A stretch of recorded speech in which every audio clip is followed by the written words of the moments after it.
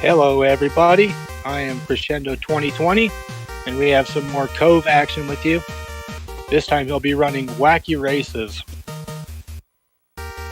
Wacky Races is a side-scroll platformer that was released in Japan in December 1991 and then released in North America afterward in May of 1992.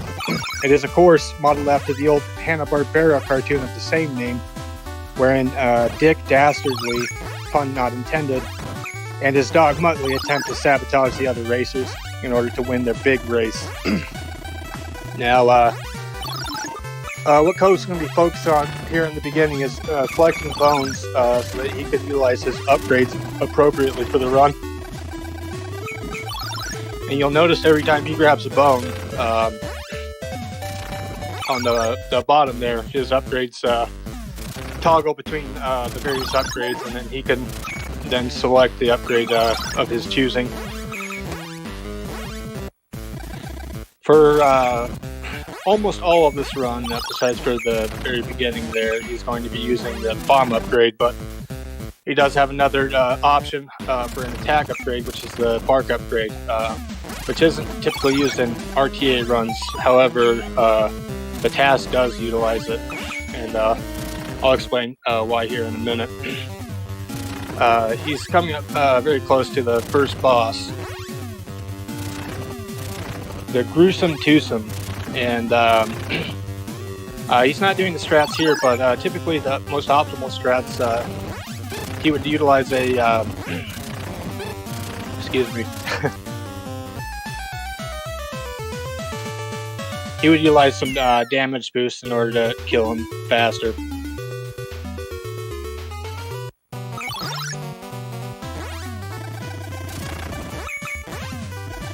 The most optimal boss strats do utilize quite a bit of damage boosting. And the platforming in this game is pretty straightforward. Some levels are a little bit tougher than others, but for the most part it's pretty straightforward. That jump that he just did there is actually pretty difficult to do without letting go of the ride on the D-pad.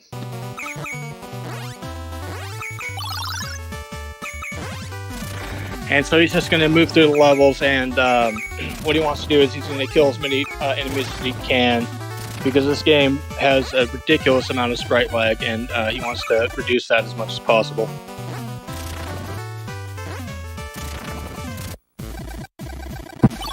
And it should say that he's actually playing the Japanese version. There's a couple of differences between the Japanese version and the North American version. The biggest difference is that his health does not auto refill between the levels, and the reason he's playing the Japanese version is because there's a lot less sprite lag on the Japanese version, and he's going to go up top here and avoid all this mess.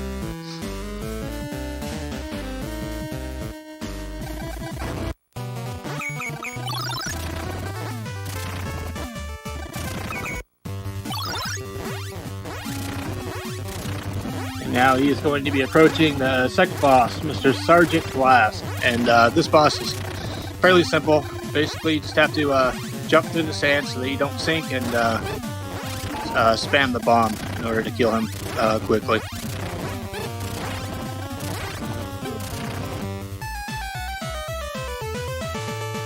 He's probably one of the most simple bosses to do optimally.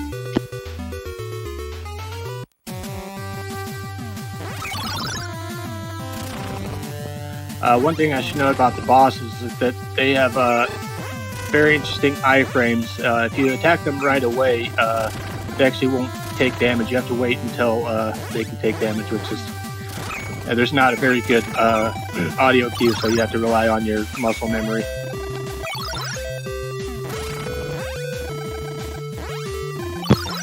And while a lot of this platform does look easy, there are some pretty difficult things he's got to do.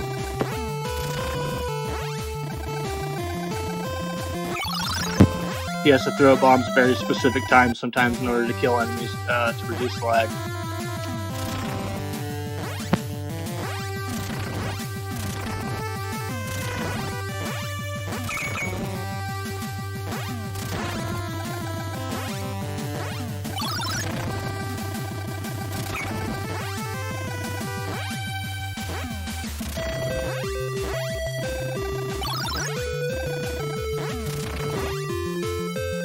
One thing I like about this game is that you're pretty much playing as the antagonist, which I always thought was very interesting in a game.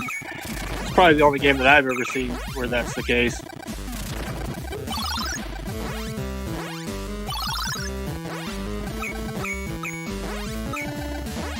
You get a little slip up, but that's okay. It's not a big deal.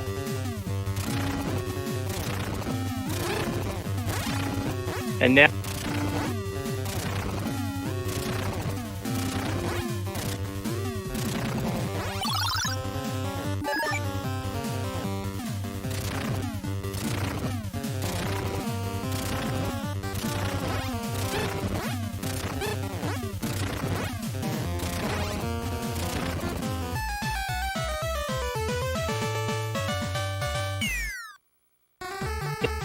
very nice kill.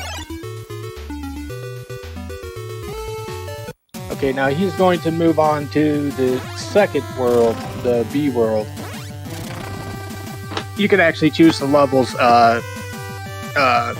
in any order that you want, but of course for a speedrun it's the fastest just to choose the level that it's on already.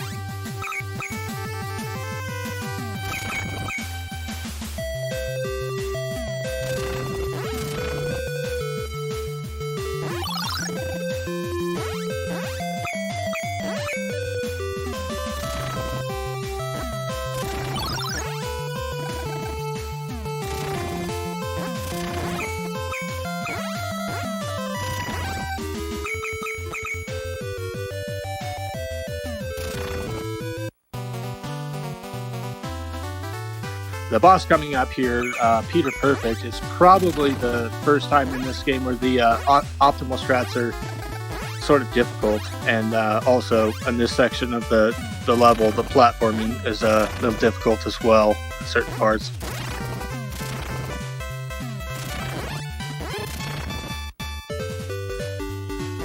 That right there is one example, and right there, the way those birds swoop down on you, it's very difficult to kill them with an arching bomb and without stopping.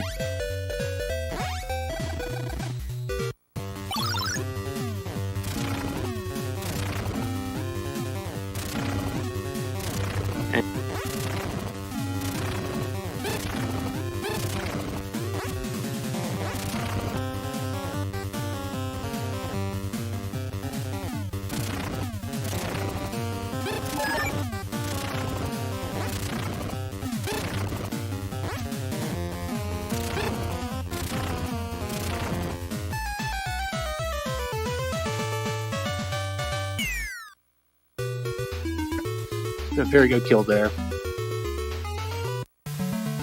Oh, one thing I forgot to mention, Cove actually got this game into SGDQ, which is huge for this game because it'll be the first time that this game has been shown in GDQ, so I'm pretty excited about that.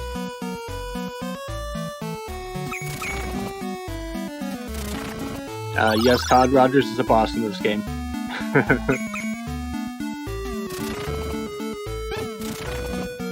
So, this is our first swimming level, and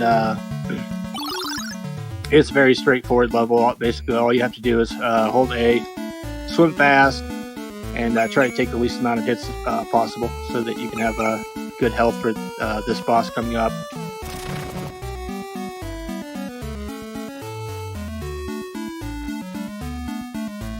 And once he gets to the boss here, I don't believe he's going to be doing the damage boost, but this is actually by far the most difficult optimal boss in the game, and with optimal strats this would be a point of a lot of resets, because the damage boosts are very difficult and there really is no visual or audio cues for them. You just have to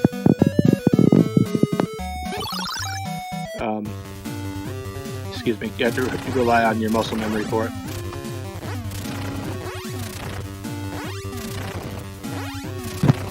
So there would be a damage boost on this first form, and you'll see that he kills him on the very left-hand side, or sorry, second to the left-hand side, and if he had got the damage boost, he would have killed him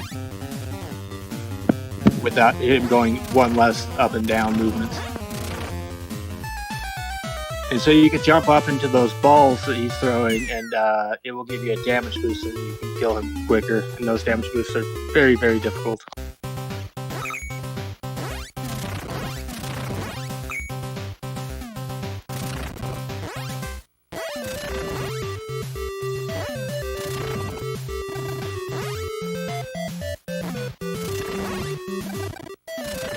And this is probably one of the easiest levels in terms of platforming, and as well as the boss. Penelope Pit Stop is by far the easiest boss to do optimally, and I would assume that Cove is going to use the optimal strats here on Penelope because it's very easy.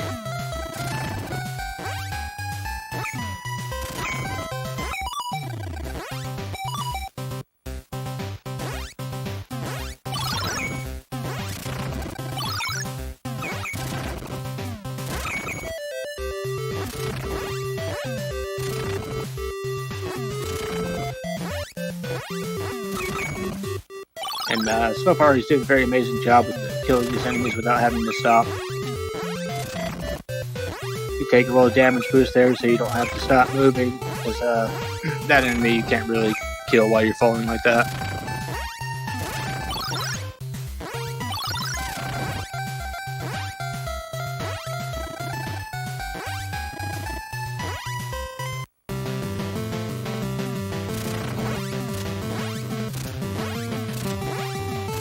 Very good level. Let's see how he does with Penelope. I would imagine he doesn't have any problems. She's very easy to deal with.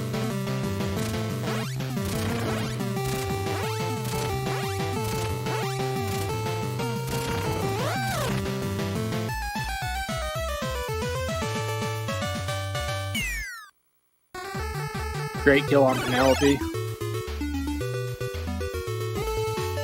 And so he's going to be moving to the sea world, and there's actually 4 levels in this world as opposed to 3 in the first 2 worlds. And of course you have ice physics, which is out in any NES game, and they're just as fun as any other game.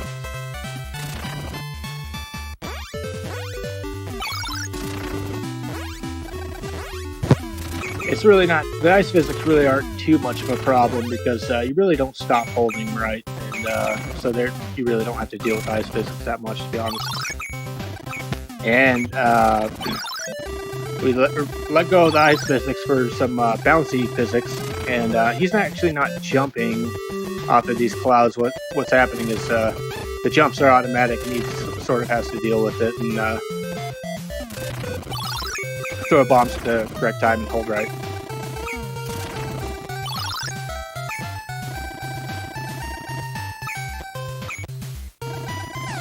That right there, the platforming to kill that bird is actually very difficult, so I don't blame him for taking his time there.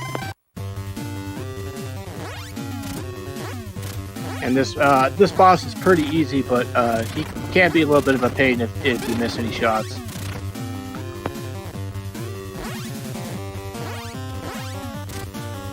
And he does a really, really great job on that first form.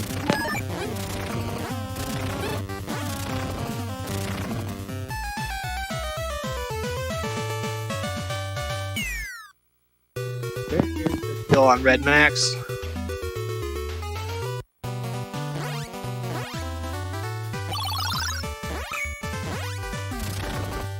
And this is probably the most difficult level, or one of the most difficult levels in terms of platforming. These flowers that you see, they react to what Muttley's doing in terms of his jumps and positioning, so they control you pretty bad if you don't know how to manipulate them.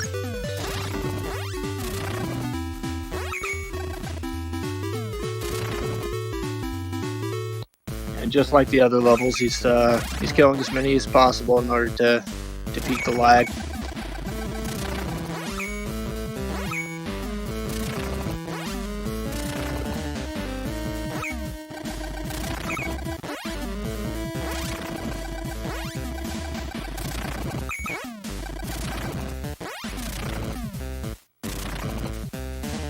And he doesn't seem to be having any trouble so far. This boss coming up is probably the second toughest boss, doing the most optimal strats.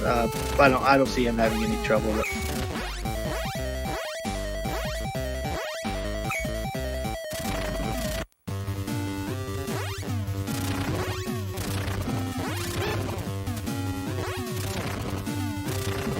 Here we see the anthill mob, and this is another boss where you would take a lot of damage boosts in order to get a quick kill. He does a pretty good job on that first form.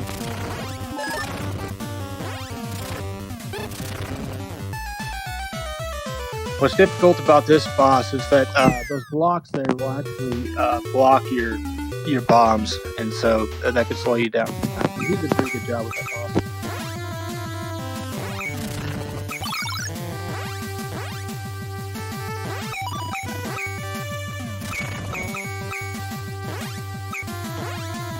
Here we are now to the second to last level. It's pretty straightforward. It's not very difficult. A lot of the same. Holding right, killing. The left button on the D-pad doesn't get a lot of love in this game.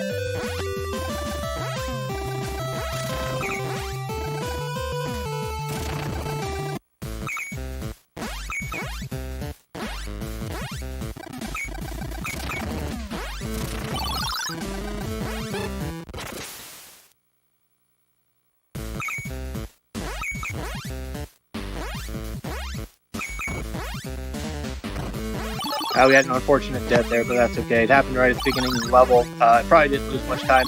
But what he has to do is, he lost his upgrades after that death, so what he's going to want to do is he's going to want to get his floating and then get his bomb.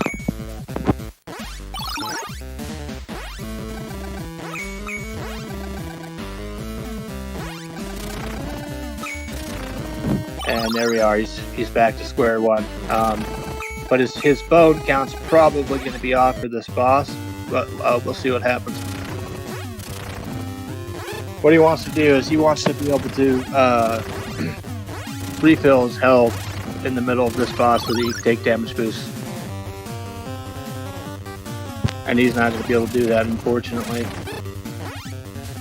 So it slowed him down a little bit, but I think he'll be fine in terms of deaths.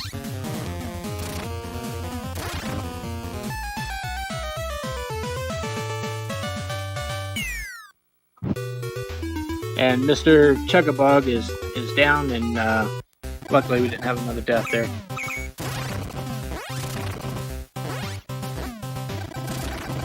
And we are on to the final level. This level will be a little bit of pain in terms of platforming as well. There's some moments in this level where you actually have to stop holding right.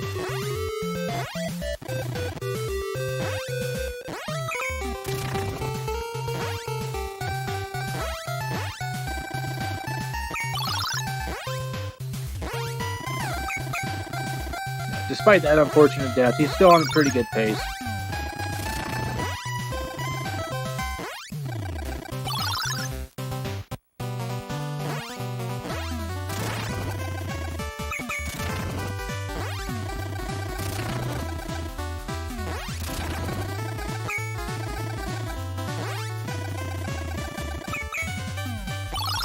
And we're on to the final screen and the final level. And here in about 20 to 30 seconds, we'll be on the final boss. It's also a pretty straightforward boss. It's not really very difficult if you know what he's going to do.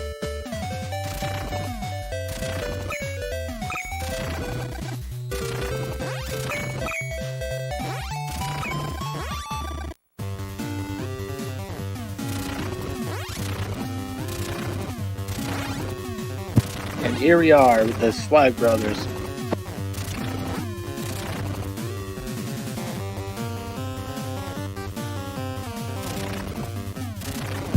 It was a very good burst for him, and time's going to be coming up pretty soon.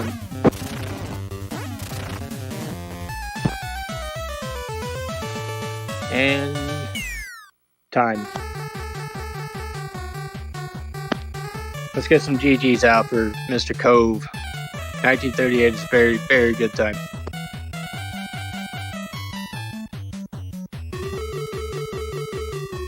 And I guess with that, I will sign off, and I will let you guys watch the Metroid McFly do some Bionic Commando. Thanks, guys.